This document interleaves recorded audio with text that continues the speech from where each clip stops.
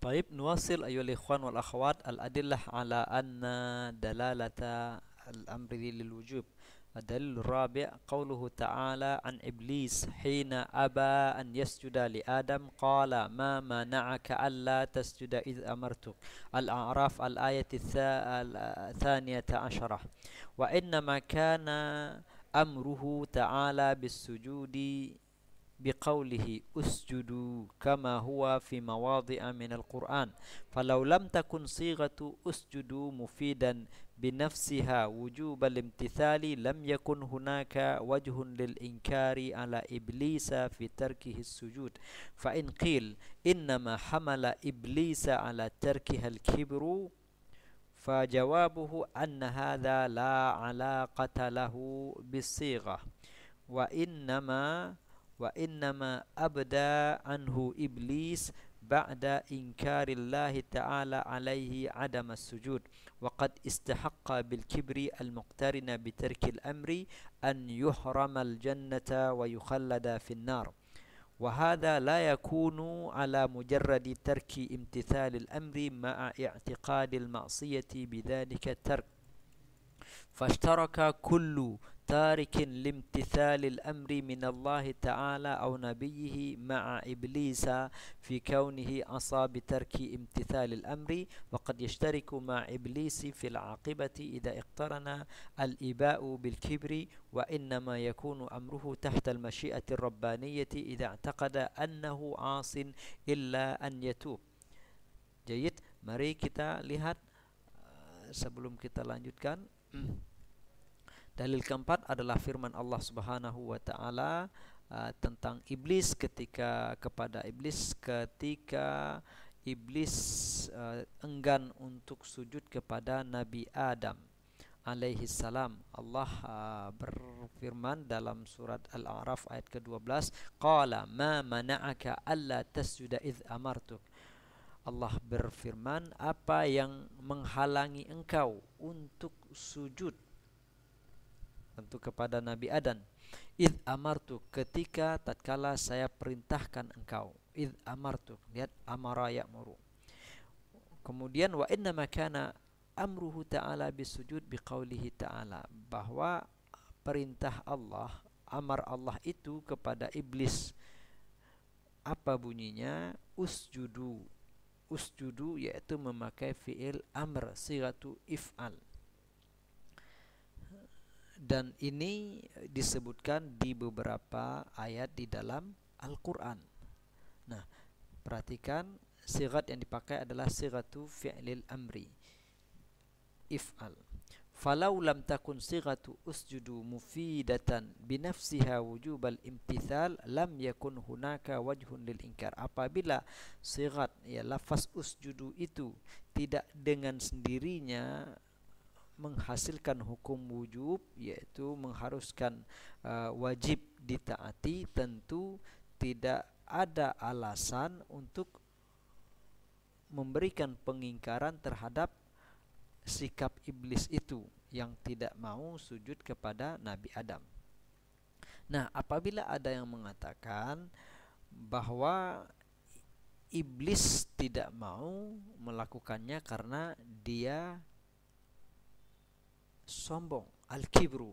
Al-kibru itulah yang menyebabkan dia tidak sujud, dan karena al-kibru itulah dia dikecam oleh Allah Subhanahu wa taala. Karena al-kibru itulah dia dimurkai oleh Allah, bukan karena dia tidak mau sujudnya. Fajawabuhu anna hadza la alaqata lahu bisigha. Ini tidak ada hubungannya dengan sigat itu, dengan lafal usjudu ini tak ada hubungannya.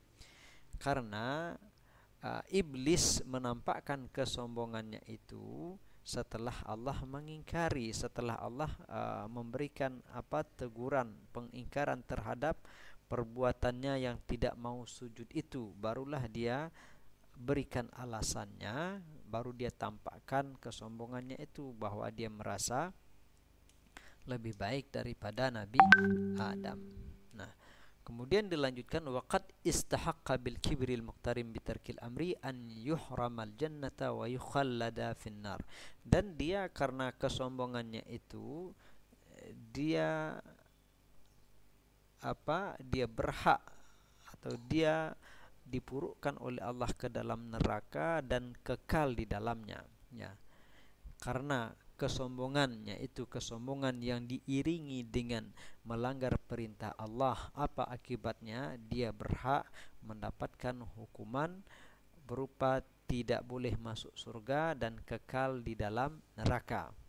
Nah, dan ini kekal di dalam neraka itu tidak berlaku jika hanya sekedar meninggalkan perintah, sementara masih ada keyakinan bahwa perbuatannya itu adalah perbuatan maksiat. Dia sadar, dia tinggalkan, dan dia mengakui, dia yakin bahwa itu adalah maksiat, telah melanggar perintah Allah dengan meninggalkan perintah itu. Nah, fashtaraka kullu tarikin limtithalil amri minallahi ta'ala aw nabiyhi sallallahu alaihi wasallam ma iblis fi kaunihi asa bi tarki imtithalil amri. Nah, oleh karena itu orang yang orang yang meninggalkan perintah Allah dan perintah nabinya Nabi Muhammad sallallahu alaihi wasallam, maka samalah dia dengan iblis, bahwa sama-sama bermaksiat karena telah meninggalkan perintah, tidak mentaati perintah. Dan mereka juga akan sama, atau pada sisi lain orang tersebut juga bersama, memiliki kesamaan dengan iblis dalam hal menerima hukuman berupa kekal di dalam neraka, tidak masuk surga selama-lamanya apabila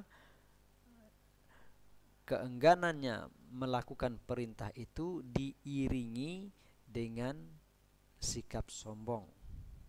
Dia tidak mau mengerjakannya karena dia merasa lebih, dia tidak pantas diperintahkan oleh Allah untuk melakukan itu.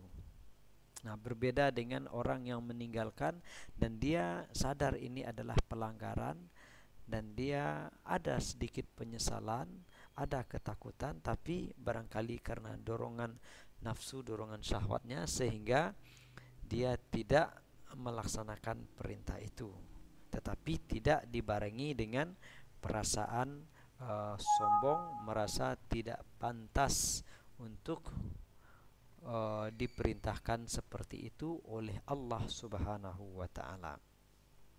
Kemudian beliau lanjutkan, wa innama yakunu amruhu tahtal masyiati ar-rabbaniyah idza i'taqada annahu asin illa an yatuba. Nah, adapun orang yang meninggalkan atau tidak menjalankan perintah, tetapi di dalam hatinya dia sadari dia memiliki kewajiban untuk melaksanakannya dan dia telah salah dengan pelanggaran itu, maka itu terserah kepada Allah apakah akan diampuni oleh Allah atau dimasukkan oleh Allah, dihukum oleh Allah di dalam neraka.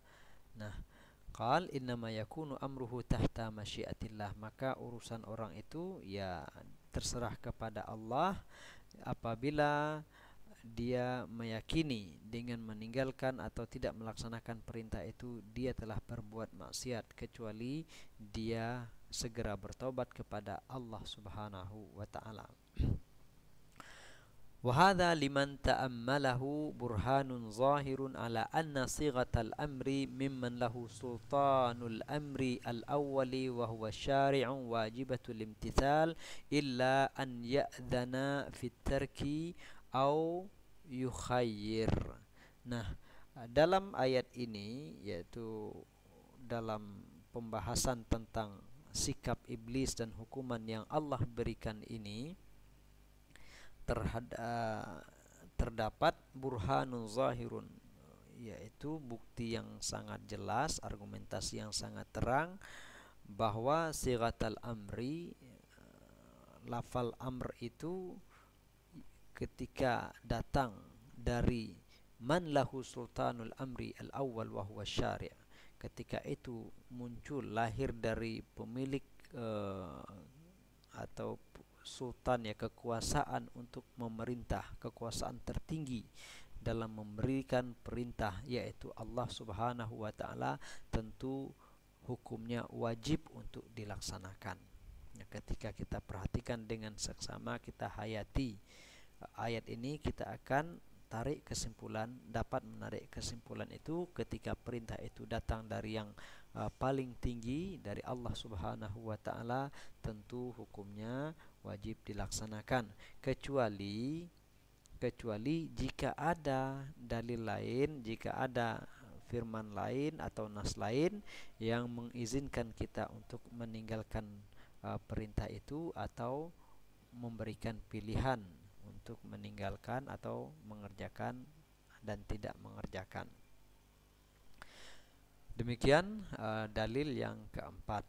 Kemudian dalil yang kelima, bahwa al-amr itu lil wujub adalah hadis Rasulullah sallallahu alaihi wasallam, laula an asyqa ala ummati la amartuhum bisiwak inda kulli salatin. Rasulullah katakan, bila mana tidak memberatkan bagi umatku, pastilah saya la amartuhum, saya amarkan kepada mereka, saya perintahkan mereka untuk bersiwak setiap hendak sholat. Nah, Rasulullah katakan, jika tidak memberatkan, jika tidak khawatir memberatkan, pasti saya perintahkan umat saya untuk bersiwak setiap kali hendak sholat. Beliau katakan, muallif mengatakan, fatarkul amri khasyatal masyaqqati mimma dalla ala anna al-amra lil wujub. Maka Rasulullah, sikap tindakan Rasulullah meninggalkan perintah, meninggalkan al-amr, yaitu perintah untuk bersiwak setiap hendak sholat karena takut memberatkan, itu juga menunjukkan bahwa perintah itu hukum asalnya adalah wajib. Li'annahu law sahha an yakuna fi martabatin duna al-wujub kan nadabi fa innal manduba ja'ala syar'u fihi lil mukallaf khiyaratan fi an yaf'ala aw yada'a fala yakunu sababan lil masyaqqati min qibali syari'.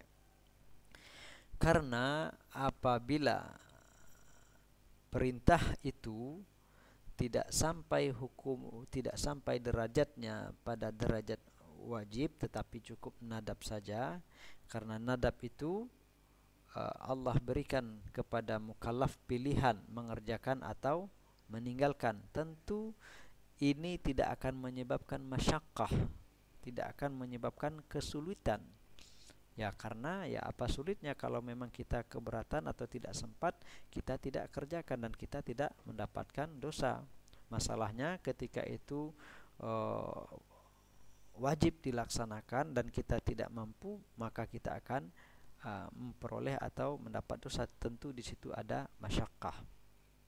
Nah, apabila al-amru itu la yufidul wujub, tentu tidak seperti ini bahasa yang dikemukakan oleh Rasulullah sallallahu alaihi wasallam.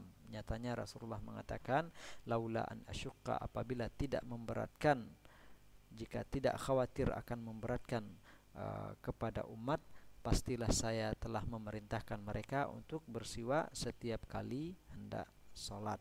Nah, demikian. Kemudian dalil yang keenam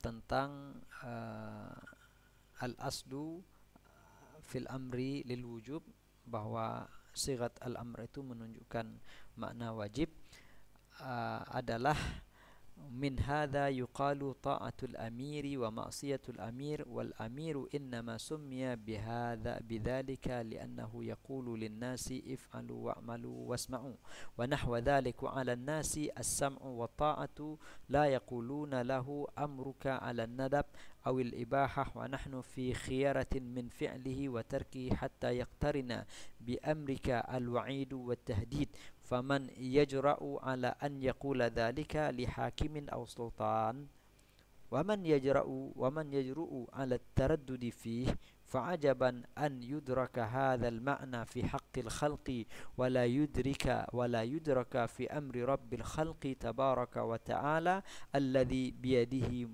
sultanul amri wan nahyi kullihi. Dalil yang keenam adalah bersifat logis, logika, kemudian juga uruf kebahasaan. Nah, Ketika kita mengatakan dalam percakapan umum